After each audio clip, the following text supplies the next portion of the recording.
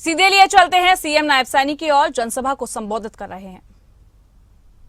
अरविंद शर्मा चूकते नहीं थे और खड़े होकर के उस बात को सरकार के ध्यान में लगाने का काम वो मजबूती से करते थे। ऐसे आपके लोकप्रिय प्रत्याशी आदरणीय अरविंद शर्मा जी, इनका बड़ा मेरे साथ भी स्नेह है। और भाइयों, ये चौथी बार आपका आशीर्वाद लेकर के नरेंद्र मोदी जी को तीसरी बार प्रधानमंत्री बनाने वाले हैं। और आप सबका आशीर्वाद ये यहां से बादली से इनके साथ जाएगा। नरेंद्र मोदी जी तीसरी बार प्रधानमंत्री बनेंगे, ऐसा आशीर्वाद आप बादली की सरदारी इनको देंगे। हमारे बीच में हमारी बहन पार्लियामेंट्री बोर्ड की हमारी सदस्य सुधा यादव जी, हमारे भारतीय जनता पार्टी के बहुत ही वरिष्ठ नेता ओम प्रकाश धनखड़ जी, राष्ट्रीय सचिव हमारे बीच में, हमारे हरियाणा सरकार के राज्य मंत्री विशंबर वाल्मीकि जी, जिला के हमारे लोकप्रिय अध्यक्ष राजपाल जांगड़ा जी, लोकसभा के हमारे प्रभारी राजीव जैन जी, पूर्व विधायक नरेश कौशिक जी, जिला के प्रभारी कैप्टन भूपेंद्र जी, और हमारे बहुत ही महान संत गरीबदास जी महाराज के वंश आनंद सागर जी, नीलम अलावर जी, सरोज सिहाग जी, जिले सिंह जी, हमारे नगर परिषद जज्जर के चेयरमैन दिनेश शास्त्री जी, कप्तान विद्राणा जी, हमारे संदीप देसवाल जी, विक्रम सिंह जी, मदन गोयल जी, और हमारे डॉक्टर दिनेश गिलोड जी, और उपस्थित बादली की सरदारी, आप सबको मैं दोनों हाथ जोड़ करके राम राम करता हूं, नमस्कार करता हूं। भाइयों, चुनाव चल रहा है। 25 मई को इस देश के भाग्य का फैसला हम सब ने करना है। भाइयों, हम देखते भी हैं पिछले 10 वर्षों में देश में जबरदस्त काम हुए हैं। इन पिछले 10 वर्षों में गरीब के मजबूती के लिए काम हुआ है। इन 10 वर्षों में किसान की खुशहाली के लिए काम हुआ है। इन 10 वर्षों में युवाओं के अंदर आत्मविश्वास बढ़ाने का कार्य हुआ है। इन 10 वर्षों में महिलाओं को सशक्त करने का काम वो मजबूती से हुआ है। और मुझे ये कहते हुए गर्व होता है कि इन 10 वर्षों में नरेंद्र मोदी की सरकार ने देश को एक नई विकास की ऊंचाइयों के ऊपर पहुंचाने का काम भाइयों इन 10 वर्षों के अंदर किया है। ये इस बात का अंतर ये हमारे सामने है।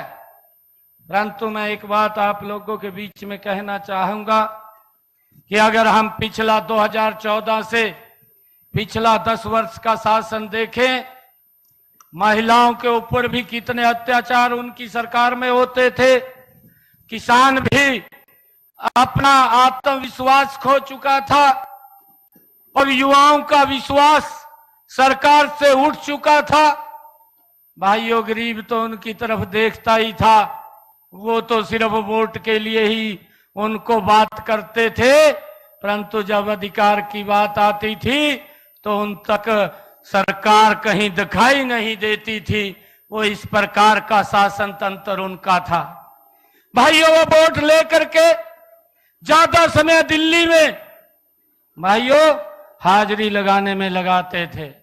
अभी धनखड़ जी ने बात की है, उनका ज्यादा समय वहां बीतता था और भाइयों वहां चक्कर लगाते रहते थे। चाहे 1 महीने में समय मिले, चाहे 2 महीने में समय मिले, भाइयों रोहतक की चिंता नहीं होती थी, हरियाणा की चिंता नहीं होती थी, दिल्ली की चिंता होती थी, वहां पड़े रहते थे। और जब समय मिलता था भाइयों तब जाकर के वो वहां उन पर हाजिरी भरने का काम करते थे और फिर वहां जाकर के प्रशंसा ये करते थे कि हमने यहाँ के किसानों की जमीन दफा 4 और 6 लगा करके रिलायंस जैसी कंपनी को दे करके भाइयों हमने उन तक उसका शेर पहुंचाने का काम किया है। ये इस प्रकार का शोषण भाइयों किसान का भी होता था, गरीब का भी होता था, युवाओं का भी होता था और भाइयों महिलाओं का भी होता था। मैंने कहा है कि युवा विश्वास खो चुका था। ये देश भूला नहीं है, ये प्रदेश भी भूला नहीं है। इनकी कार्यशैली को भाइयों अगर एक युवा को नौकरी लगाने की बात होती थी पूरा गांव चक्कर काटता था, कभी किसी मुख्यमंत्री के चक्कर काटता था, किसी मंत्री के चक्कर काटता था। परंतु इन 10 वर्षों में डबल इंजन की सरकार ने ना मुख्यमंत्री के चक्कर काटने की जरूरत है, ना किसी मंत्री के चक्कर काटने की जरूरत है। आज युवाओं का विश्वास अगर बड़ा है, बिना पर्ची बिना खर्ची के युवाओं को रोजगार देने का काम ये हमारी सरकार ने किया है। भाइयों ये लोग बोलते हैं आज जिस प्रकार से एक कांग्रेस के युवराज भी कई प्रकार की बातें करते हैं। अभी युवराज ने कांग्रेस के एक बात बोली है, उन्होंने पहले भी बोली थी। भाइयों देश इस बात को जानता है, उन्होंने पहले कहा था कि मैं आलू से सोना बनाने का तकनीक बताने का काम करूंगा। और भाइयों ये यहीं का ही एक युवराज और है, इसने लोकसभा के अंदर ये बात कही थी कि मेरे हरियाणा का किसान तो 2-2, 3-3 फुट का आलू उगा देता है।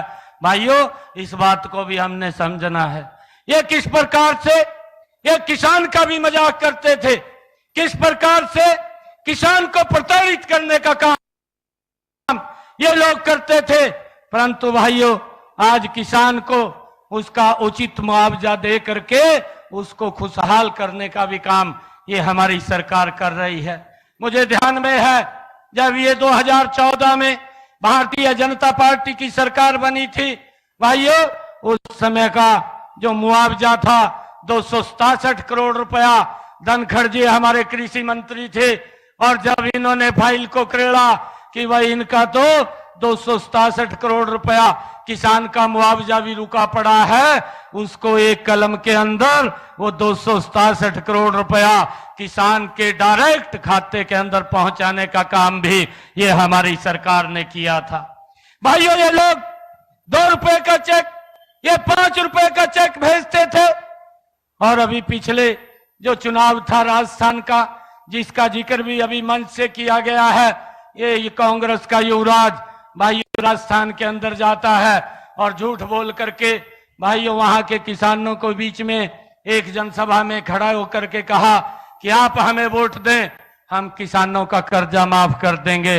भाइयों जब कोई नेता या किसी दल का बड़ा व्यक्ति अगर इस प्रकार की कोई बात बोलता है, उसका दुष्प्रभाव भी लोगों के ऊपर पड़ता है। और उसका दुष्प्रभाव ये पड़ा क्योंकि झूठ बोल करके वोट तो ले लिया, परंतु उसका दुष्प्रभाव किसानों के राजस्थान के पड़ा।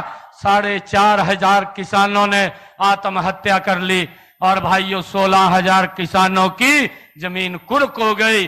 किसी का 1 पैसा भी वहां पर भाइयों उनका कर्जा माफ नहीं हुआ।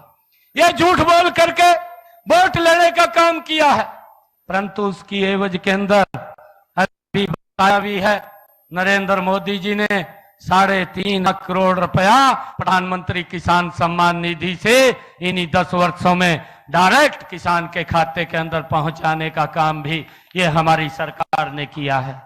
और भाइयों अभी ये युवराज फिर आया निकल करके, हमें इस बात को भी समझना है। उसने प्रेस कॉन्फ्रेंस की दिल्ली के अंदर कि देश के लोग तो भोले हैं, बात में आ जाएंगे, वोट दे देंगे। और दिल्ली में प्रेस कॉन्फ्रेंस करके कहने लगा कि मुझे वोट दो, 1 घंटे के अंदर मैं गरीबी को समाप्त कर दूंगा। भाइयों, ये विचार करने का विषय है, ये सोचने का बात है। इसके पास कौन सा वो अलादीन का चिराग है कि जिसको ये रगड़ करके देश की गरीबी को मिटा देगा।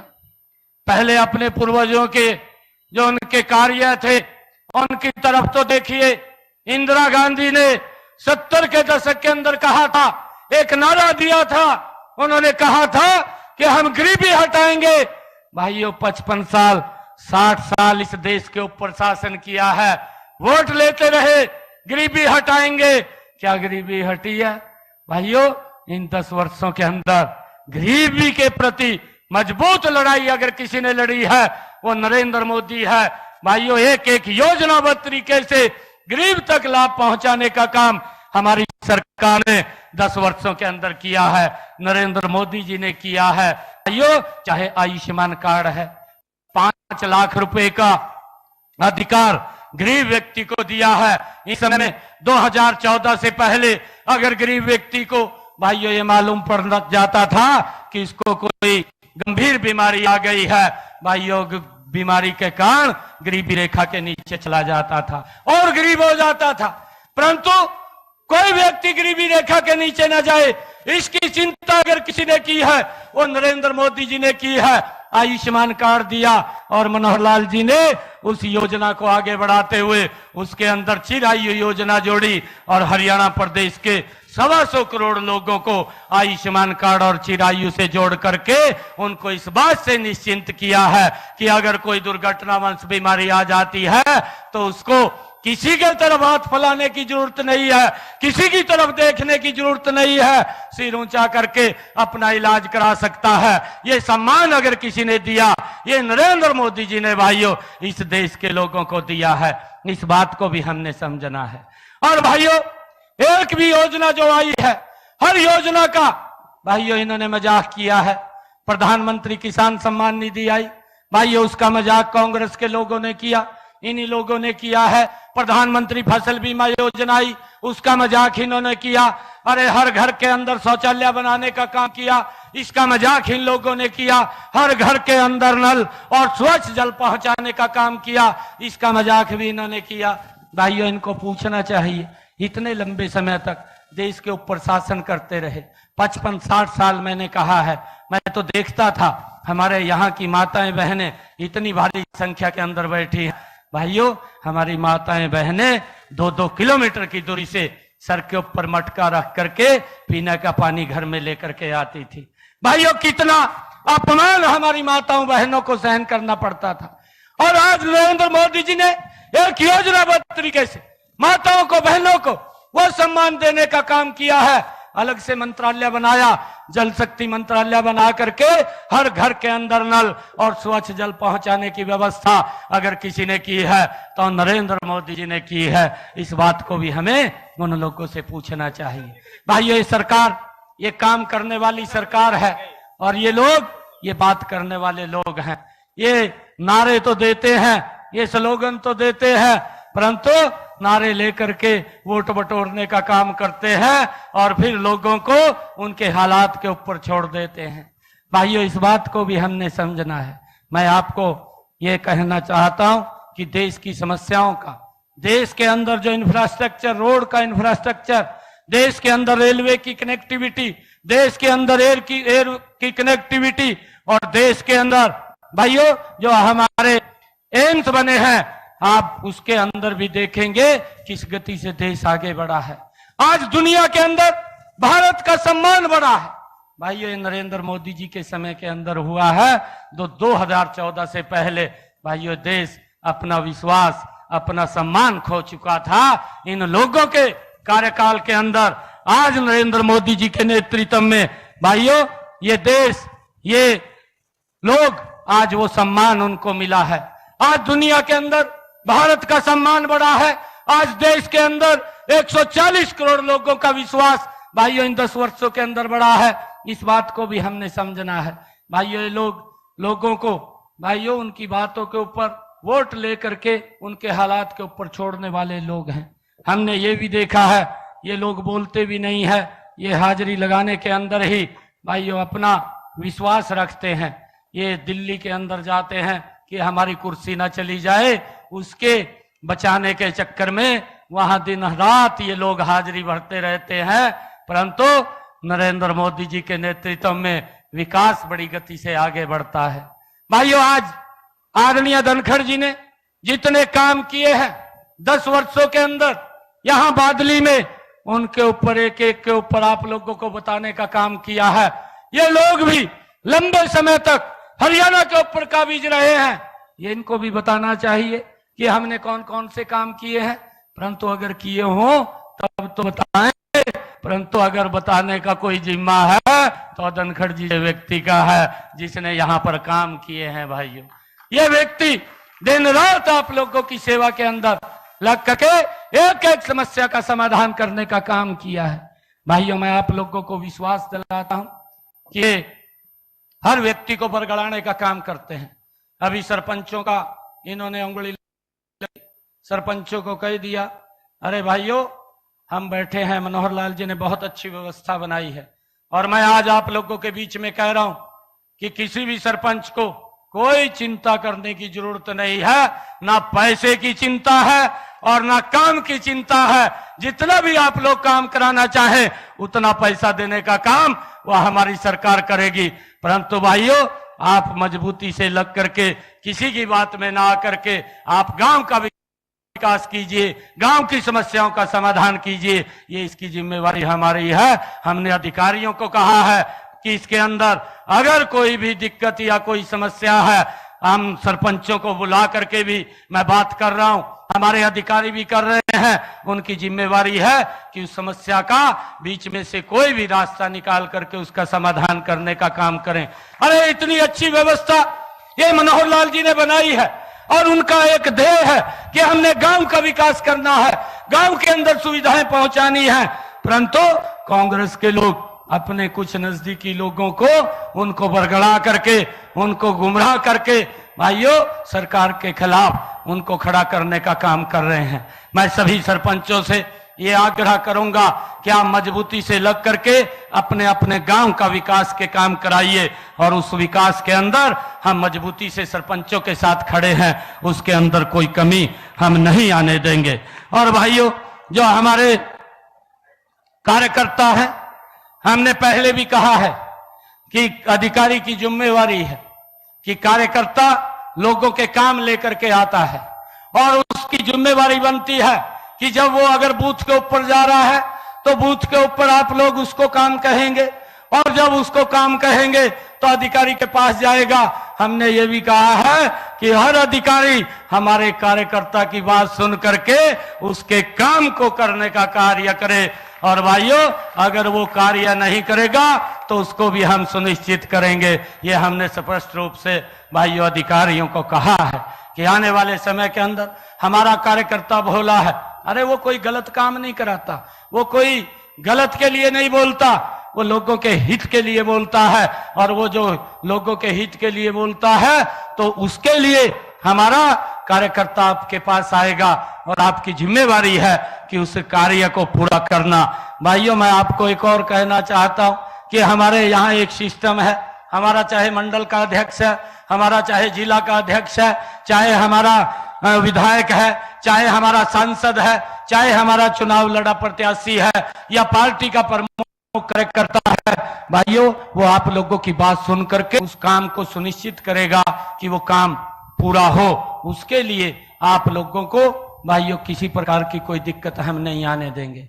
अगर आपको लगता है किसी को भी कि मेरी बात यहां नहीं सुनी जा रही, भाइयों आपका बेटा भाई चंडीगढ़ के अंदर बैठा है, 24 घंटे आप लोगों के लिए दरवाजे खुले हैं और ऐसे कभी भी आकर के मिल सकते हैं। हमने अधिकारियों को भी इस बात के लिए सचेत कर दिया है कि 4 तारीख तक ये कोड ऑफ कंडक्ट लगा हुआ है, 4 तारीख तक आप भाइयों को कामों को दुरुस्त कर लें। जब मैं पूछूंगा तो मैं उसको सुनिश्चित भी करूंगा कि ये इतने दिन क्यों लगे हैं, ये उसको वही अधिकारी बताने का काम करेगा जिस अधिकारी की जिम्मेवारी है। तो वो फिर लिखित रूप में ही देगा कि इस कारण से हुआ है, फिर क्या करना है क्या नहीं करना है ये उसी समय तय होगा कि क्या कार्रवाई उसके ऊपर होनी है। भाइयों, हमने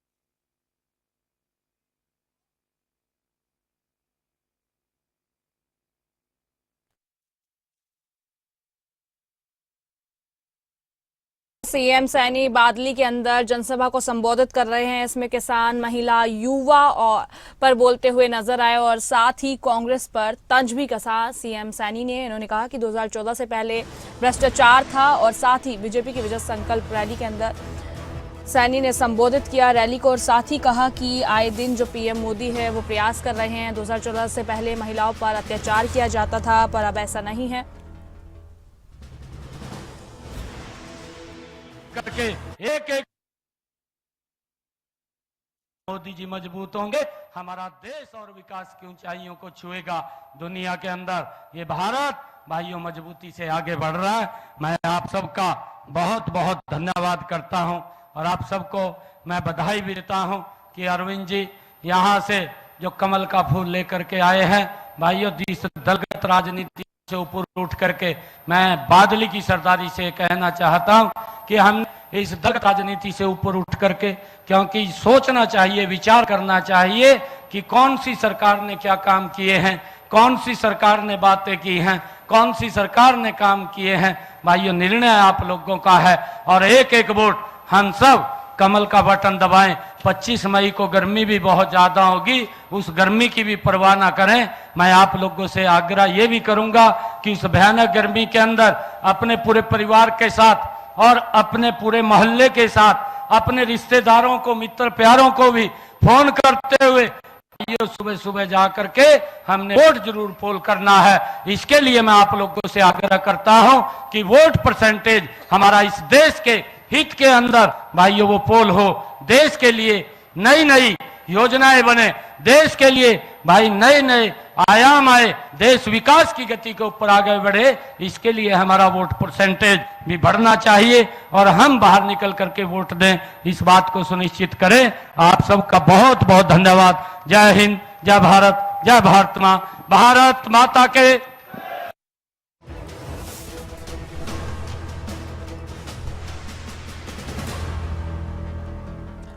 सीएम सैनी ने विरोधियों पर निशाना साधा है और साथ ही 2014 से पहले महिलाओं पर अत्याचार होता था, सीएम सैनी की तरफ से कहा गया जनसभा के दौरान। और साथ ही उन्होंने कहा कि ये नारे देने का काम करते हैं फिर लोगों को उनके हालातों पर कहते हैं।